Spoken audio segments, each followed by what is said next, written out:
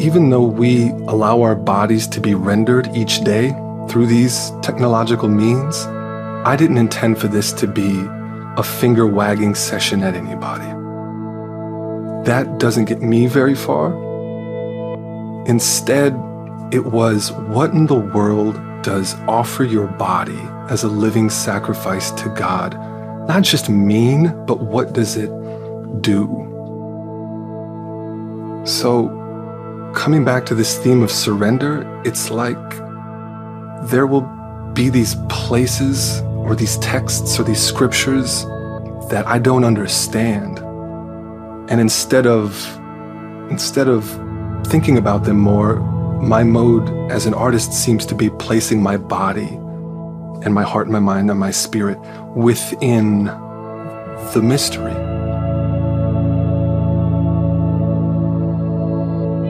This podcast explores the mystery of relatedness as an organizing principle of the universe and of our lives.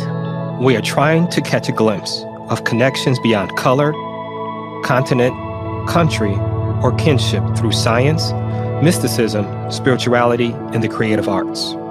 I'm Donny Bryant. I'm Barbara Holmes, and this is The Cosmic We.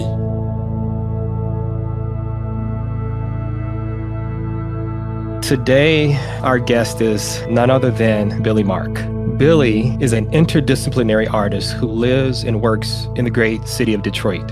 His areas of exploration lately have been embodied poetics, experimental liturgies, site-specific music, and poetry, and also the creative and spiritual interpretations found in monasticism. Billy, welcome. Thank you. It's great to be here. You know, there's so many different directions that we can actually take this conversation, Billy. But, first, I want to invite you to share about your origin story. Tell us who Billy Mark is. And one of the things that I think will be interesting for our audience and also for us to, ponder is this: was there a religious or spiritual influence that also influenced your journey?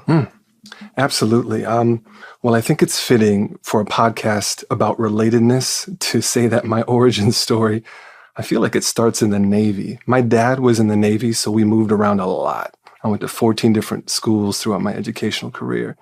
And I think just being from all those different places really kind of formed the way that I see the world. My spiritual upbringing has to be rooted in my mom. She was 19 when she had me. She was in Wisconsin. She was a white woman, a white 19-year-old, single, and people were like, no, do not keep that baby. And so I guess my spiritual beginnings and my life beginning starts with her yes to my life, and so of which I am eternally grateful. And so she raised me for a while. She married my stepdad. He joined the Navy. We saw the world. Virginia, Georgia, Connecticut, Iceland, Washington State, California, beginnings in the Midwest. And I just, people say, was that hard? Was that difficult moving around so much? And I say, I don't know. It's how I got here. It's who I am. And I am super thankful for the perspectives of being able to know what the South is like, what the Midwest is like, what the West Coast is like, what the East Coast is like, what overseas is like. And I think that helps me. Yeah, that helps me. And so the spiritual side of things has been equally broad. I guess we started in a non-denominational background, and I went to churches, and then I went to college, and I was like, please, God, just let me do college the way I want to. I'll be back. I promise. Just let me do this.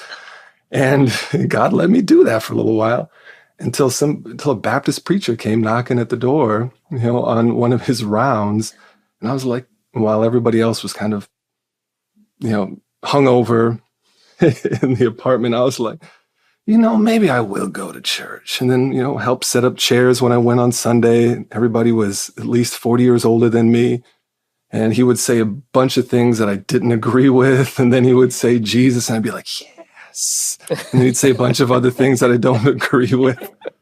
And it wasn't until like when I was about 21, I went and I had moved to Los Angeles, and I was in Hollywood. And I went to a Presbyterian church, and there were a bunch of people my age.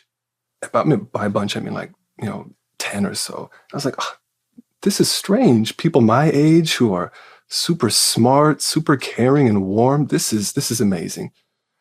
So that went on, and then I'll just give you the end of this story is where then churches go through things. Church split, which is really tough. There's no hurt like church hurt. And then I remember we stayed at the church, and then I went to the pastor at one point, and I was like the interim pastor, and I said, I have an idea. He's like, yes. I said, how much do you think we could get for this building? I said, I mean, it's right in the middle of Hollywood, like 10, 20 million. I think we should sell the church, give every neighborhood like a stipend of $100,000 a year, and to be able to pour into their neighborhoods. And then we should do that. And then we should take out a full page ad in the Los Angeles Times that says, we are sorry for being an obstruction to God. Wow. He's like, well, this is the Presbyterian church. That's not how things work. I can't make that decision. I was like, okay, cool, sure. And we stuck around for another year or so, but it was time for us to go. So my wife and I got a what's it called? A map of Los Angeles, and you know how it's gridded back in the days before Google Maps. Mm-hmm. And we gridded out the word numbers. And then we spent several months inside of each letter, just kind of randomly going to places. And that was our way of seeing the ligaments of the body of Christ in Los Angeles. And that was, so I think that desire, that way of using creativity and wonder and not knowing where we're going is deeply a part of my spiritual journey.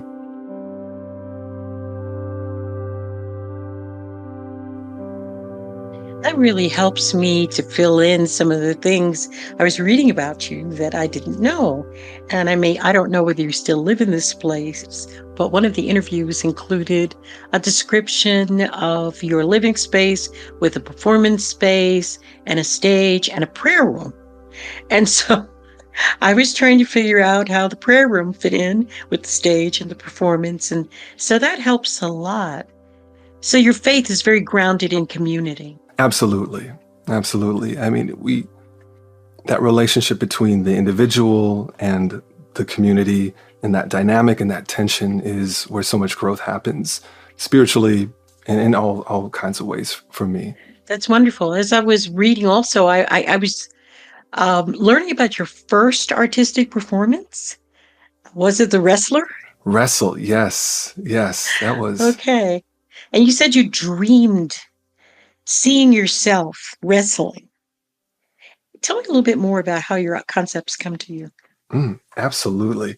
I had been in a room with a bunch of other artists who were talking, and the tensions surrounding racial dynamics was deep, it was palpable, it was very real. And like, where does that tension go? For me, it goes somewhere inside. And I had a dream a couple nights later in which I was dressed in a wrestling singlet, like the little tight onesie. And I was wrestling. It was at night and I was wrestling, and there was like a light kind of shining so you could see a little bit of it. And then I woke up the next morning and I thought, oh, I think I have to go wrestle.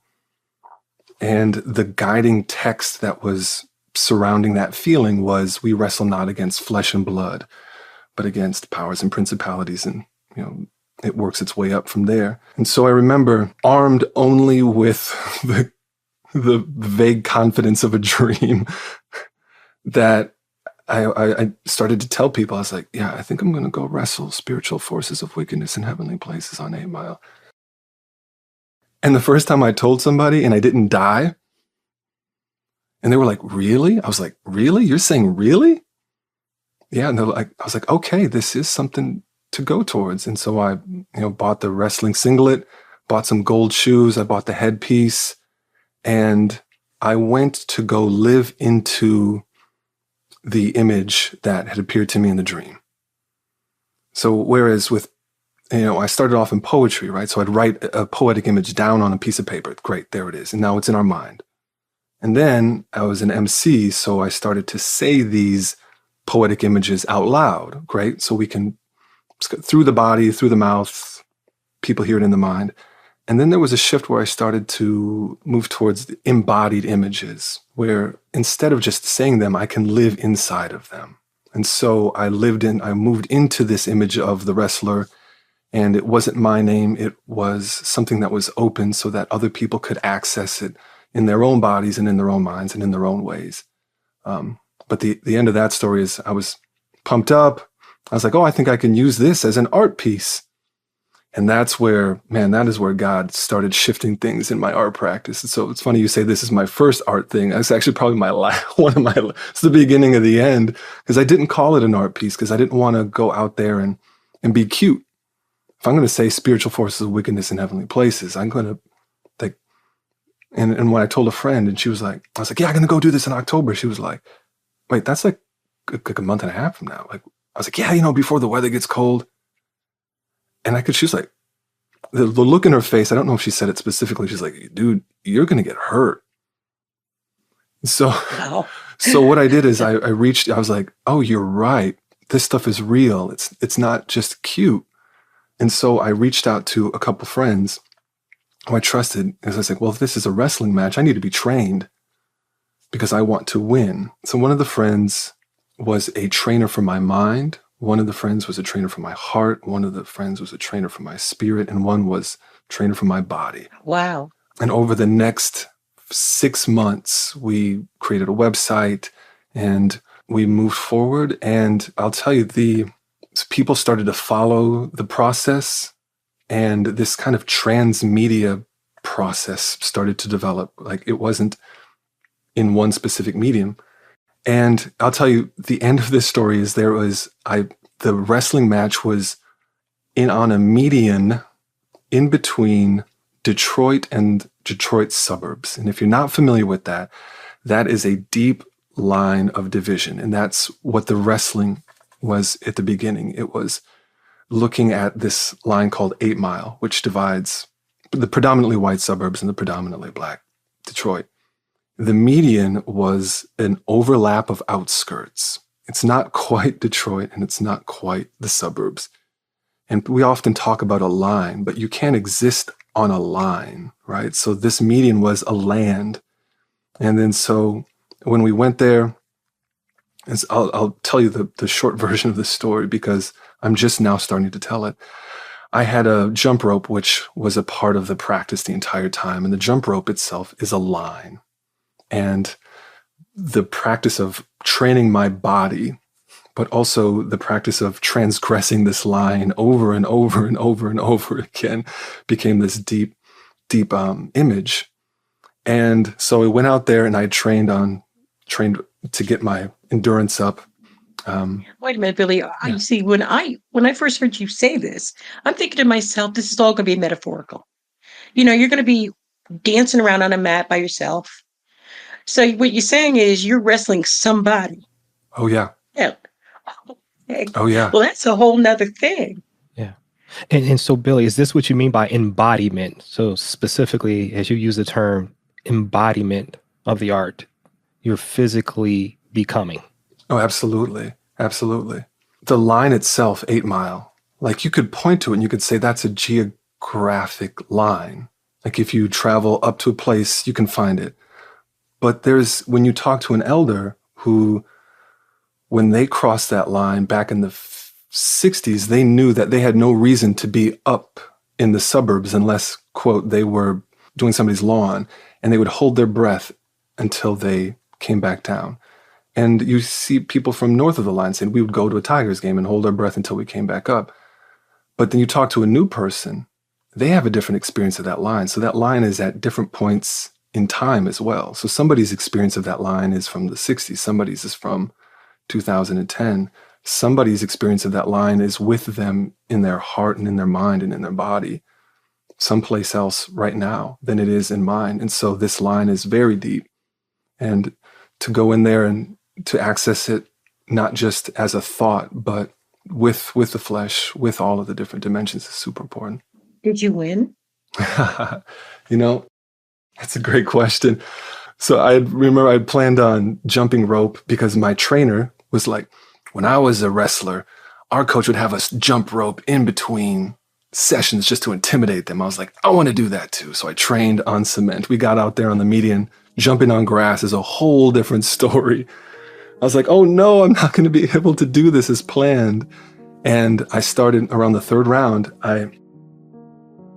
I started to fail. My body was about to be done. I couldn't do it. I couldn't make it the next 2 minutes.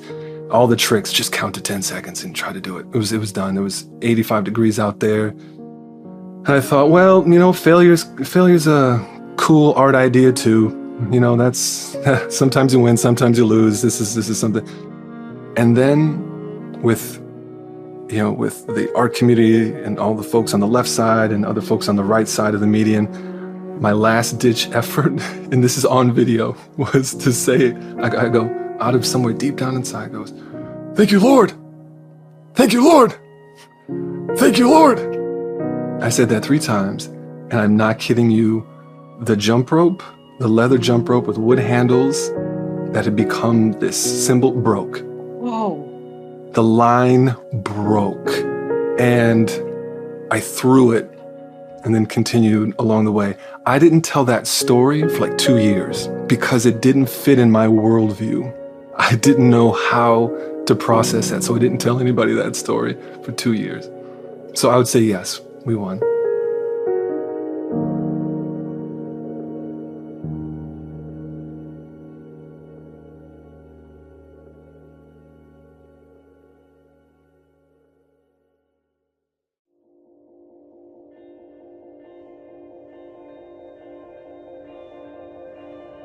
So today, as you reflect, how do you process that moment, that breaking?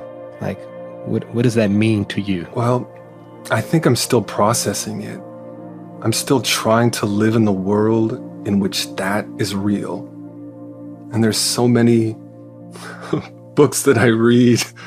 There's so many influences that I take in and invite in that says that can't happen. And honestly, I'm just trying. I just keep trying to live in that world. And so the different projects that I do, it's tough to call them projects these days. The different ways that I seek God through art and through life is just trying to get to that place of surrender where I head out in a direction of wrestling spiritual forces of wickedness in heavenly places. Like, what in the world does that mean? I don't even know what that means. But to put myself in that place of surrender where I don't know the answer, and instead of demonstrating my ability, it's just like depending on God. And God keeps meeting me, even through the arts, in these deeply profound and mystical ways, I would even say that. It's beyond my description. And so I just try to keep living in that world. You use the term surrender a lot. And it's one of the things that really impressed me about you. There was a very unique way that I observed you surrender.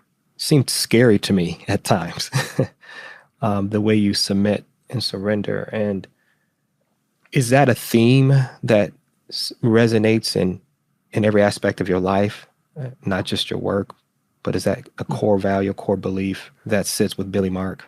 Well, if it was a core theme or core value, that means that I would like it. But yeah, I guess it is. It is. I just see that as the path. That's like the way, not just forward, but the way deeper. Like something needs to die. Something needs to be let go of in order for me or for my friends or for this world to have anything deeper. I mean, otherwise we're just recycling the things that we already have and know. And I would say that surrender is the way. It just seems to be the way deeper for me. It's a good message to a generation that is wrestling and has been wrestling with issues of race and gender, sexuality, and a predominant view of what life is like, which truncates and cuts off mystery. And so it's almost as if we are pioneers again, seeking out the mysteries that are and welcoming them back into our lives. We can wrestle with pandemics and environmental issues. Is that really going to change anything? Unless we also include the mystery of God's presence in unexpected ways. Thank God for the rope breaking. Amen. God knows when to show up. That metaphor of the rope, really, so many applications on so many different levels. When you spoke about 8 Mile, growing up here in Detroit in the 80s, that line had a very specific and very significant meaning to many people who lived on the Detroit side of 8 Mile. And for some people, crossing 8 Mile gave them a sense of meaning, belonging, a sense of arriving. That line, in so many ways, it was artificial, but also deceptive, because it gave the indication that you had to move or relocate in order to have value or to be accepted in our culture. And so as you shared that story about it breaking, I reflected back to my initial understanding of 8 Mile and how the rope breaking, it also meant that my understanding, my initial origin of understanding of what that line meant also breaks, right? How the stories or the narratives that we are taught oftentimes are not completely accurate. And so that breaking really speaks to that. And so I just thank you for that. And it's amazing that you were unable to share that for 2 years. And I know I think it was about a year, maybe it was a year and a half ago. It was before, Billy, right at the beginning of the pandemic. It was right at the beginning of the pandemic. You and I met, and you shared with me one of your upcoming collabs or one of your upcoming projects, The Ways a Suit Can Move. Speak a little bit more about what that project meant to you and some of the results of that project, how some of the outcomes of that project. I just want our listeners and the world around us to really hear your willingness to surrender for a period of time to travel the country to share a story. And so tell us a little bit more about Absolutely that collab and that project. We have to think back to October 2020. Remember way back then? The tension in the country was at such a deep level, such a high point. And Dr. B, you talked about like surrendering towards the mystery. And that includes the mystery in ourselves, that includes the mystery in the other, that includes the mystery of some of these huge, complicated social pains that we don't fully understand. And Donny, you also talked about like redefining the stories that we've received.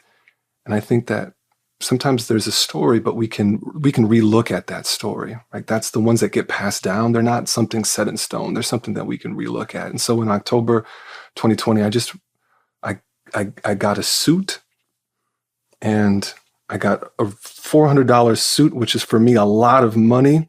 And I got a nice blue tie and a red tie. And I went on a listening tour of the United States, starting in Northern California, going down to LA, across the South, over to Louisiana, and then up back towards Detroit. And what were you listening for, Billy? Oof, man. I don't know. I think I was just listening. And I think sometimes I don't know what I'm listening for until I hear it. And so that process was, again, this process, which seems to be a thing that I find myself in, for lack of a better term, a transmedia story, a transmedia prayer. I'm still wrestling with this, in which the story is told through different mediums along the way. And so, yes, there's videos, there's writing, there's a bunch of things, there's performances. But, I'll share one of the stops on that. Was at the Googleplex in Mountain View, California. And this was more of an idea. Actually, this was more of a project. So I had kind of gotten the surveillance capitalism blues. Okay. We've all You had know, those. when you're like, what am I supposed to do? Am I going to throw away my phone? That's not going to happen. Am I going to let my entire identity be sold virtually? Probably. So, so, what we did is we created a sound map, which uses a Google map, and it creates these different points, like pins around on a map, in which normally you could just find out how you go to the grocery store and it'll tell you the map route there. But these pins are used to you can attach audio files. So if you have an app, you can walk there, and then once you go into that specific location, it plays the music. It's a long description. So we created a sound map. A friend of mine did a composer, and this piece that we were going to do along my journey of Ways That Suit Can Move was called Offering. I was going to offer my body as a living sacrifice to God next to the Googleplex. And this story is overwhelming. Even though we allow our bodies to be rendered each day through these technological means, I didn't intend for this to be a finger-wagging session at anybody. That doesn't get me very far. Instead, it was, what in the world does offer your body as a living sacrifice to God not just mean, but what does it do? So, coming back to this theme of surrender, it's like there will be these places or these texts or these scriptures that I don't understand. And instead of thinking about them more, my mode as an artist seems to be placing my body and my heart and my mind and my spirit within the mystery. The map was 7 different sites, and they were set at 7 different times throughout the day. I am deeply influenced by the liturgy of the hours and monasticism, and how that is this huge, beautiful, poetic structure. This poetry is architectural form. I love it. Life moves in and out of it. So that's what helps me place my body inside of a poetic space. But I'm going to try to, there's a long story of this, so I'm trying to figure out. I'll tell you do you want me to tell you a little bit of it, or? Keep going. Yeah, this is wonderful. Oh man. Dude. We started at 5:00 in the morning, and I told the composer, don't tell me what any of the music is. Don't tell me what any of the music is. I just want to go out there, press play, and offer my body. I just said, just tell me the amounts of times. Just tell me how long the pieces are. He said, well, the first one is 26 minutes. The rest are around 8 minutes. I was like, done. I trust you. At 5:00 in the morning, it needs to be 26 minutes long. And at 5:00 in the morning, up on this grassy hill north of the Googleplex, it was pitch black. The photographer who joined me was there. I didn't even know if this process was going to work. Technology, you know how technology goes. Like, oh man, I've flown all the way over here. This is the only shot we got. Is it going to work? I pressed play, and it was this low tone of it sounded like a buried saxophone played at 40 hertz for 26 minutes. And I just let go of everything. My face went down into the hill, and the whole earth took the weight of my body. And yada, yada, yada. 26 minutes later, I came up, and we can talk about that some other time. I came up, and when you're in the presence of God. I was in the presence of God for those 26 minutes. And when I came up, somewhere deep inside of me, I said, I don't want to leave. As I was overlooking the lights of the Googleplex and this construction zone that they're creating, this wild new architectural thing. As I looked over, I said, I don't want to leave. And there was 2 times where I heard the voice of God. that day. And the first one said, at that moment said, "You don't have to." And I was filled with an unspeakable joy and also this melancholy. It's because I felt that like continually pressing in love of God, this unconditional love that just comes from that mystery, because how can something be unconditional, right? So I could feel it pressing in on my body, in on all my heart, in on everything. I could feel it in that moment. And that's what gave me joy. And I said, "Oh, I don't want to leave this." And God was like, "You don't have to." But I knew, I was like, "Oh, you're not going to leave, but I will." But I will.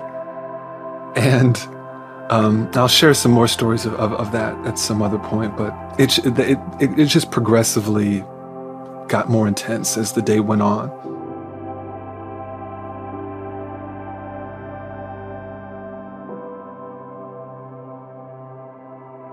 Typically, we end with a reflection of every episode.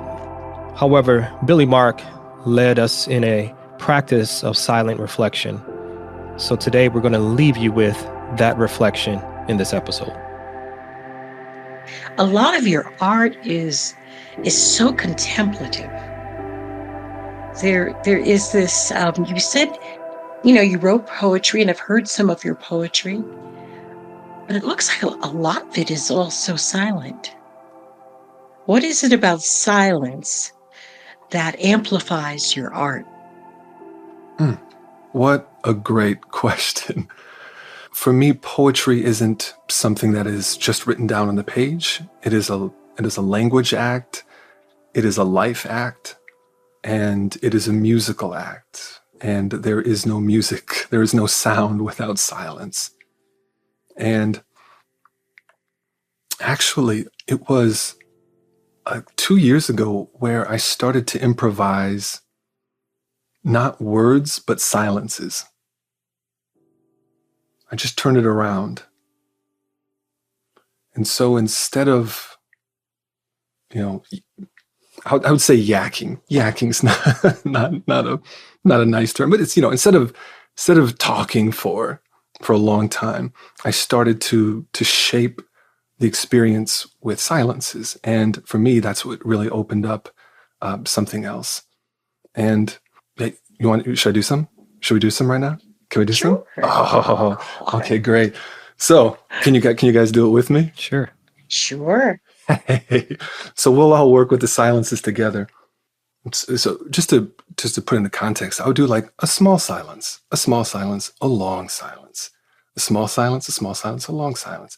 So I'll start to play with that. And if you guys just want to bring in a word or even a phrase, or if you feel like you need to go longer than a phrase, do that as well. But we'll just kind of go forward and we'll just use silences as the form.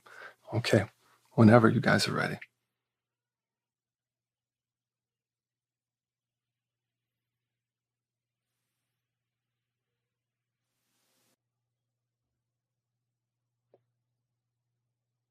We begin to hear children.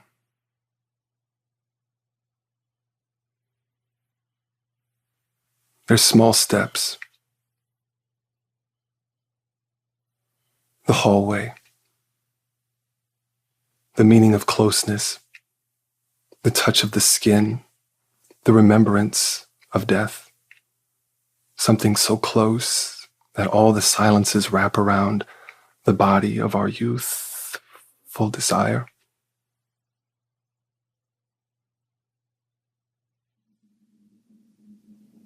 Don't be afraid. I am with you always.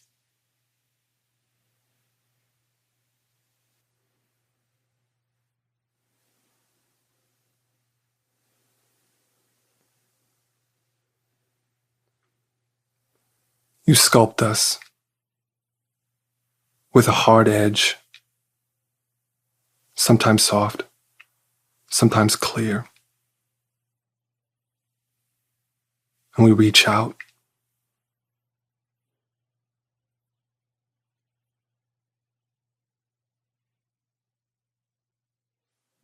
Wind, flowing wind.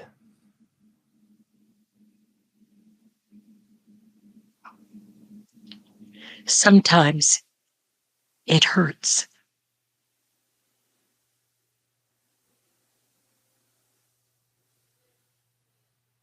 The cup bangs openly.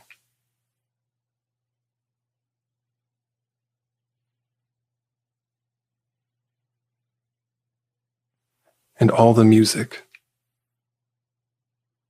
all of it, all of it, all of it, all of it, all of it, all of it, all of it, comes tumbling out like the juice of an orange.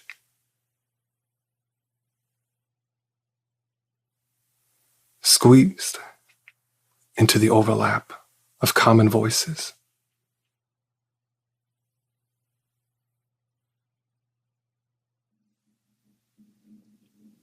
All my life, been grinding all my life. Finally free.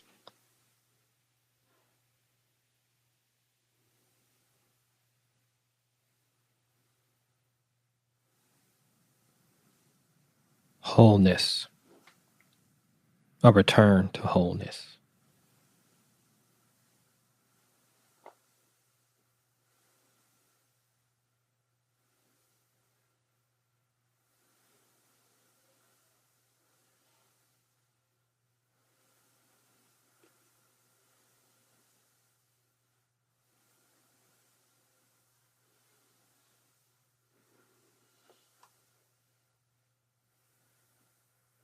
And then there's a point of a sigh that sneaks out,